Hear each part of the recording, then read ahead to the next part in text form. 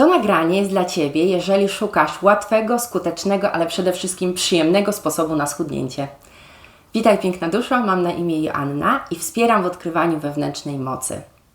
I dzisiaj chciałabym się z Tobą podzielić rewelacyjnym, innowacyjnym sposobem na schudnięcie, ale nie krótkotrwałe, ale długotrwałe, dzięki któremu Twoja waga zawsze będzie w Twoich rękach, a nie będziesz niewolnikiem swojej wagi. A tą metodę stworzył dr David Hawkins i zaprezentował ją w takiej bardzo interesującej książce, jaką jest Przywracanie zdrowia. Bardzo tą książkę polecam. I dr David Hawkins zauważył, zresztą ja to też zauważyłam w swoim życiu, bo stosowałam przez całe swoje życie masę diet, systemów ćwiczeniowych itd. I zauważyłam, że wszystkie te metody mają bardzo poważną wadę. Mianowicie w pewnym momencie dochodzi do poczucia winy i do oskarżania siebie, że nie wytrwaliśmy w tym procesie diety, ćwiczeń czy innych metod. Też Ci się to zdarzyło? Też doświadczyłaś podobnych emocji właśnie stosując jakąś dietę czy system treningowy? Bo jaka jest różnica pomiędzy takimi klasycznymi systemami dietetycznymi, czy można powiedzieć takim podejściem medycznym? Liczymy tutaj kalorie, zwracamy uwagę na to, co jemy, zwracamy uwagę na to, jak ćwiczymy i ile, i kiedy, i tak dalej. I te wszystkie działania skupione są wokół ciała. Tylko i wyłącznie jest praca z ciałem. A dr David Hawkins zaproponował pracę ze świadomością, bo odkryto, że w trakcie jedzenia dochodzi do zmian w naszej świadomości, które w bardzo łatwy sposób można pokonać, aby na stałe stracić wagę i na stałe utrzymać wagę, jaką chcemy. Więc zapraszam Cię do tej metody pracy ze świadomością i nie pracy tylko i wyłącznie ze swoim ciałem. Ale oczywiście, jeżeli metody klasyczne, takie nazwę, dieta czy ćwiczenia Tobie pomogły, to najprawdopodobniej to wideo nie będzie dla Ciebie i super i ciesz się ze swoich rezultatów, ze swoich sukcesów. Natomiast ja tutaj w tym nagraniu chcę się skupić typowo na pracy ze świadomością, która jest niesamowicie potężna w ogóle w procesie przywracania idealnej wagi ciała. I od czego należy na początek zacząć? Od przekonań, jakie mamy na temat jedzenia, na temat wagi, na temat kalorii, na temat ćwiczeń. I teraz zastanów się przez chwilę, jakie przekonania właśnie w tym obszarze masz? Może jakie zdania słyszałaś w swoim domu na ten temat? Może pojawiały się takie przekonania w stylu, że u nas otyłość jest dziedziczna, albo na przykład, że jak byłaś niemowlakiem, to byłaś wtedy pulchny i to wytworzyło w Twoim ciele dużo komórek tłuszczowych i dlatego teraz masz problemy z wagą. Albo inne przekonania. Zastanów się teraz przez chwilę nad tym. Dlatego, że to, co myślimy, wpływa na nasze ciało, bo nasz umysł jest zdecydowanie bardziej potężny. Umysł wpływa na ciało, bo samo ciało nie potrafi siebie doświadczać. Potrzebuje do tego umysłu. A co jest jeszcze ważne, że umysł sam siebie nie potrafi doświadczać i potrzebuje czegoś więcej, a jest tym świadomość. I właśnie w książce Przywracanie zdrowia dr Hawkins przytoczył takie badanie, które zostało przeprowadzone na osobach, które miały problemy z wieloraką osobowością.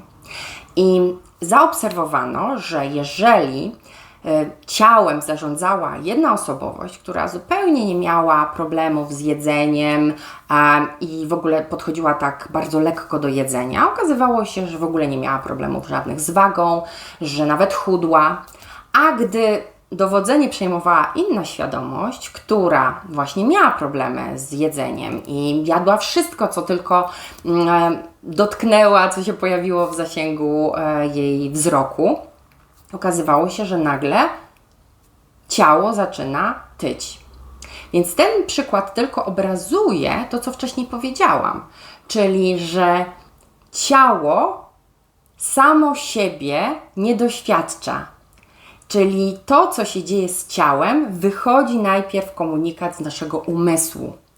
I właśnie wszystkie przekonania, wszystkie wierzenia na temat kalorii, tego, co nas tuczy, co może sprawia, że jesteśmy zdrowi, mogą mieć wpływ na to właśnie, jak nasze ciało wygląda, a nie na odwrót. Dlatego bardzo ważne jest w ogóle uświadomienie sobie tych wszystkich przekonań. Możesz sobie je zanotować. Ważne, aby poświecić światłem świadomości na te wszystkie przekonania. I następnie możemy już przejść do metody, którą zaprezentował dr David Hawkins, która jest moim zdaniem rewelacyjna, którą możesz zastosować każdego dnia, którą możesz wykorzystywać bez jakichś drastycznych zmian w stylu swojego życia. I co przede wszystkim jest najważniejsze moim zdaniem, to, że ona jest niesamowicie skuteczna i są długotrwałe jej efekty, a nie krótkotrwałe efekty, jakie zaobserwowałam w większości diet czy systemów treningowych. I co jest pierwszą najważniejszą kwestią, jeżeli chodzi właśnie o tą metodę, to jest powitanie głodu. Co to znaczy? To znaczy w momencie, kiedy zaczynasz odczuwać głód, czyli masz te uczucia w ciele, które definiujemy jako głód, przede wszystkim należy zignorować wszelkie myśli, jakie pojawiają się w naszym umyśle na temat tego głodu. To znaczy nawet nie dawać mu etykiety, że to jest głód. Jakiekolwiek uczucie pojawia się w ciele, które do tej pory definiowałaś jako głód, przestań to robić. Po prostu skup się na doświadczaniu tego uczucia, doświadczaniu go w ciele. Pozwól sobie je doświadczać w pełni. Nie stawiaj mu żadnego oporu. Więc może to się wydać znajoma technika, bo dr Hawkins też w ten sposób zachęca do pracy z emocjami. Natomiast tutaj pracujemy z głodem. To znaczy zanurzamy się w tym doświadczeniu. I wtedy rekomenduję, jak właśnie takie odczucia pojawią się w ciele, rekomenduję, aby usiąść spokojnie albo nawet się położyć i pozwolić sobie na odczuwanie głodu. W pełni, w każdej komórce swojego ciała. Można nawet powiedzieć, że cokolwiek tak do siebie wewnętrznie, że cokolwiek to jest, zapraszam tego więcej. Nie stawiając żadnego oporu. Pozwolić, aby to uczucie było w ciele. Zanurzyć się w nim w pełni. I co się okazuje, jak naprawdę się zanurzymy w pełni w tym uczuciu, nie starając się go zastopować, to ono bardzo szybko się wyczerpuje i przestajemy odczuwać głód. Bo co zwykle robimy w ogóle z głodem? Jak głód się pojawia, to chcemy go jak najszybciej zaspokoić, jak najszybciej przestać odczuwać głód. A tutaj dajemy mu uwagę naszą, dajemy mu przestrzeń, aby mógł sobie wybrzmieć. I oczywiście w naszej głowie mogą się pojawiać bardzo różne myśli. I to jest ważne, co powiedziałam na początku, że ignorujemy wszelkie myśli, które się wtedy pojawiają. Bo mogą się pojawiać myśli takie, że jejciu, ja muszę zjeść, bo przecież nie jadłam nic cały dzień. Albo muszę zjeść, bo przecież to mi zaszkodzi, jak nie zjem. Nie będę miała siły. I niestety to nie są prawdziwe myśli, bo to są myśli, które produkuje nasz umysł po to tylko, żeby niczego nie zmienić, po to, żeby zostać w starym schemacie. A my zmieniamy ten schemat, bo stary schemat jest taki, że w momencie, kiedy odczuwasz głód, go zaspokajasz i wtedy ten cykl umacniasz, czyli znowu się pojawia ten głód i znowu go zaspokajasz. I nie jesteś wolny, dlatego że to głód tobą steruje. To głód decyduje o tym, kiedy jesz i co jesz. Czy tak nie jest? Bo ja właśnie od tego zaczęłam moją praktykę z odczuwaniem właśnie i pozwalaniem głodowi być. Jak pracowałam jeszcze na etacie w Warszawie, bardzo często, praktycznie codziennie, jadłam w pośpiechu, bo miałam bardzo dużo spraw do załatwienia, bardzo intensywną miałam pracę. I jak zaczynałam odczuwać głód, to wtedy brałam cokolwiek do jedzenia albo kupowałam gotowe jedzenie, po to tylko, żeby właśnie przestać odczuwać głód. No i jak to się dla mnie potem kończyło? Kończyło się w ten sposób, że bardzo mnie bolał żołądek, czułam się bardzo niefajnie, wzdęcia miałam i tak naprawdę ta dalsza praca już nie była komfortowa dla mnie. Więc wtedy zdecydowałam się właśnie zastosować metodę Davida Hawkinsa i uwalniać głód, bo tak naprawdę to, co my robimy, to my uwalniamy głód. Ale nie skupiając się na tym uwalnianiu, skupiając się na odczuwaniu i pozwalaniu mu być w pełni. I co jest też może być taką pomocą, to przeprowadzanie tego procesu w weekend albo wtedy, kiedy masz taki czas, kiedy jesteś w domu. Dlatego, że wtedy możemy sobie spokojnie usiąść bądź się położyć i pozwolić temu uczuciu być. Bo jeżeli pozwolimy mu być bez żadnych przeszkadzaczy z zewnątrz, to rzeczywiście ono odchodzi bardzo szybko, w kilka minut. Natomiast ja stosowałam to w biurze, no i ten proces był troszkę wydłużony, więc nie rekomenduję tego, bo troszkę mnie to wtedy frustrowało, bo nie mogłam się właśnie w pełni skupić na doświadczaniu, odczuwaniu tego głodu, bo bardzo było dużo różnych rzeczy z zewnątrz, które mi w tym przeszkadzały. Więc zarezerwuj sobie najbliższy weekend, jeżeli masz ochotę przetestować tą metodę i właśnie kiedy pojawi się ten pierwszy głód, pozwól mu być. Bo nie wiem, czy znasz uwarunkowanie Pawłowa, bo tak się często mówi o psie Pawłowa, który tak naprawdę reagował zawsze na dźwięk dzwonka, od razu zaczynał się ślinić. I my dokładnie tak samo działamy właśnie w tym takim uzależnieniu od zaspokajania głodu. Czyli pojawia się sygnał głód, od razu go zaspokajam jak najszybciej. I w ten sposób jesteśmy niewolnikami swojego głodu. A ta metoda zaprasza do tego, abyśmy byli wolni, abyśmy byli panami swojego losu, swojego trybu jedzenia. No ale możesz zapytać, kiedy w takim razie jeść? Więc na początku, jak stosujesz tą metodę, warto jeść z wyprzedzeniem. Co to znaczy? To znaczy najprawdopodobniej zauważyłaś w swoim dniu, że są takie godziny, kiedy zaczynasz odczuwać głód.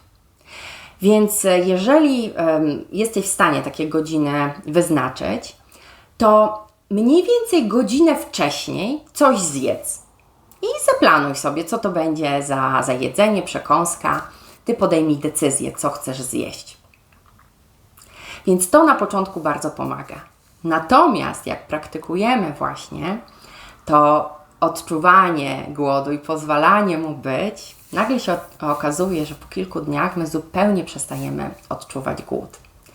I co się wtedy dzieje? Dzieje się to, że mamy po prostu więcej czasu, że mamy więcej czasu na inne aktywności i że my wtedy możemy decydować o tym, kiedy i co jemy i nie robimy tego w pośpiechu, nie robimy wtedy tego z takiej potrzeby nagłej, że ja muszę to zrobić. I wychodzimy z trybu dziecka. No bo jak działa dziecko? Dziecko właśnie w ten sposób działa, że pojawia się impuls, ono chce i dostaje, prawda? A co się potem dzieje? Na przykład jak zjemy za dużo, pojawia się w nas właśnie poczucie winy albo obwinianie się, więc wtedy uruchamia się taki rodzic, więc mamy taką zależność dziecko-rodzic w nas. A dzięki tej metodzie zachęcam Was, jak również dr Hawkins zachęca, do wyjścia z tych wzorców dziecka i rodzica i stanie się dorosłym. Dorosłym, który decyduje, kiedy je i co je, w jakich ilościach i co spożywa. I w momencie, kiedy jesteś dorosłym, Ty decydujesz o sobie, jesteś wolny. Można sobie też, żeby pomóc w tym procesie, na wszystkich miejscach, gdzie przechowujesz jedzenie, na przykład na lodówce, na różnych szafkach, spiżarniach, umieścić karteczki z napisem tylko dla dorosłych. To przywoła Twoją świadomość właśnie do tego, że chcesz pozostać w energii dorosłego.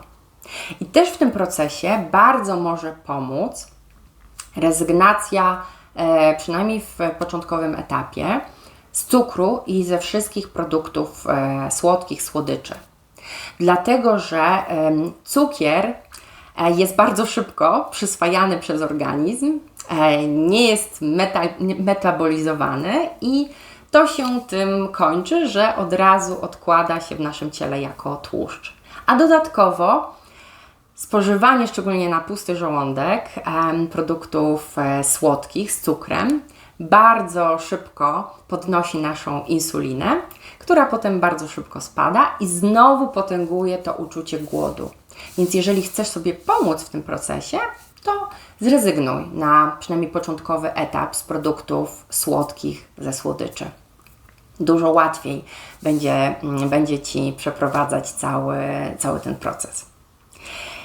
I pamiętam, że jak ja przeprowadzałam ten proces u siebie, to się pojawiały takie hasła od moich współpracowników, bo tak jak wspomniałam, ja praktykowałam to w biurze, że jak to w ogóle można jeść nie odczuwając głodu?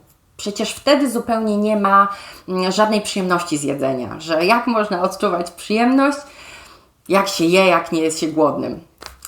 A kto mnie zna, dobrze zna, a w zasadzie nie tak dobrze, wystarczy, że mnie trochę zna, to wie, że ja jestem specjalistką w celebrowaniu jedzenia i w czerpaniu przyjemności z jedzenia. Ja po prostu uwielbiam jeść. I muszę się przyznać, że dzięki właśnie praktyce tej metody ja mogę czerpać z jedzenia jeszcze więcej przyjemności. Dlaczego? Dlatego, że poświęcam wtedy temu jedzeniu więcej czasu, jem to, co chcę, przygotowane tak, jak chcę i nie musi to być właśnie w momentach, kiedy coś zewnętrznego mną zarządza, czyli ten głód, bo tego głodu po prostu nie ma. Więc mogę poświęcić właśnie czas na celebrowanie i na doświadczanie przyjemności z jedzenia, bo to wcale nie jest tak, że jak jemy, a nie odczuwamy w tym momencie głodu, że ta przyjemność się nie pojawia. Przetestuj i daj mi znać w komentarzu, czy dokładnie tak samo to doświadczasz, a może doświadczasz zupełnie inaczej. Proszę też się podziel w komentarzu, jestem bardzo, bardzo ciekawa. I w związku z tym, aby jeszcze sobie tak pomóc, bo czemu sobie utrudniać życie, jak można sobie ułatwiać, można jeszcze zastosować wizualizację. To znaczy, możemy nawet teraz przeprowadzić taką krótką wizualizację. Więc jeżeli masz taką możliwość, to zamknij teraz na chwilkę oczy i wyobraź sobie siebie w tej idealnej wadze ciała. Wyobraź sobie siebie jako osobę, która dokładnie wygląda tak, jakbyś chciał, aby wyglądała. I jak to jest? Poczuj, jak to jest. Jak to jest, jak wyglądasz właśnie tak, jakbyś chciał. Jakie to uczucie w ciele? Pozwól sobie doświadczać tego uczucia właśnie radości, wdzięczności, miłości do siebie. Zakochaj się w sobie. Obserwuj siebie oczami wyobraźni właśnie w tej wadze, którą chcesz osiągnąć. i poczuj tą radość, wdzięczność, miłość. Zakochaj się w sobie. I jak poczujesz już tak bardzo mocno, że czujesz tą miłość do siebie, do tego obrazu siebie, to powoli, nie spiesząc się, możesz otworzyć oczy. I do takiej wizualizacji w ogóle można wracać, bo teraz my tą wizualizację po prostu puściliśmy w wszechświat, do wszechświata oddaliśmy ją. I można wracać do tej wizualizacji, ale przede wszystkim do łączenia się z tymi emocjami, które czułeś w ciele w trakcie obserwowania siebie właśnie w tej nowej wersji. Więc jak najczęściej możesz się łączyć z tymi emocjami radości, miłości, wdzięczności albo innych jeszcze uczuć i emocji, które mogły się pojawić w Tobie, jak obserwowałaś siebie. I można tutaj jeszcze wykorzystać właśnie do tej praktyki medytację miłości do siebie, która jest na moim kanale. Zamieszczę do niej linka też pod tym nagraniem. Można właśnie połączyć tą wizualizację z tą króciutką medytacją miłości do siebie, aby ten proces pięknie jeszcze aktywować i wzmocnić. Natomiast co jeżeli zdarzy się, że zastosowałaś wszystkie te wskazówki, a nic się nie zmieniło. Twoja waga jest na tym poziomie, na którym była. Może się tak zdarzyć, jeżeli są jakieś uwarunkowania rodowe, uwarunkowania rodzinne. Jest to związane z jakimiś traumami, może z dzieciństwa albo z rodu, z którymi w ogóle nie masz kontaktu, nie jesteś połączony, połączona. Można z tym pracować, ale to już zdecydowanie bardziej indywidualnie. Natomiast jeżeli waga nie jest czymś, co zagraża Twojemu życiu, no to może warto skupić swoją uwagę na kochaniu siebie, kochaniu życia i byciu szczęśliwym, a nie na stałym zastanawianiu się, czy mam troszkę kilogramów w tą stronę za dużo, czy w tą, czy tutaj mierzę za dużo. Bo w momencie, kiedy skupiamy się na właśnie miłości własnej, miłości do swojego ciała, które tak pięknie nam służy, to zupełnie zmienia się też nasze postrzeganie świata i dostrzeganie różnych też pięknych rzeczy wokół nas. Więc kochajmy nasze ciała, bądźmy dla nich dobrzy, obdarzajmy je uwagą, miłością, ale nie utożsamiajmy się z nimi, dlatego że one nie są nami. One są naszą własnością tutaj na ziemi. Ja mówię czasem tak o ciele, że są świątynią dla naszej duszy tutaj na ziemi. Więc dbajmy o nie, ale nie utożsamiajmy się z nimi. I tymi słowami chciałabym Ci bardzo podziękować za uwagę i przesłać Ci dużo miłości.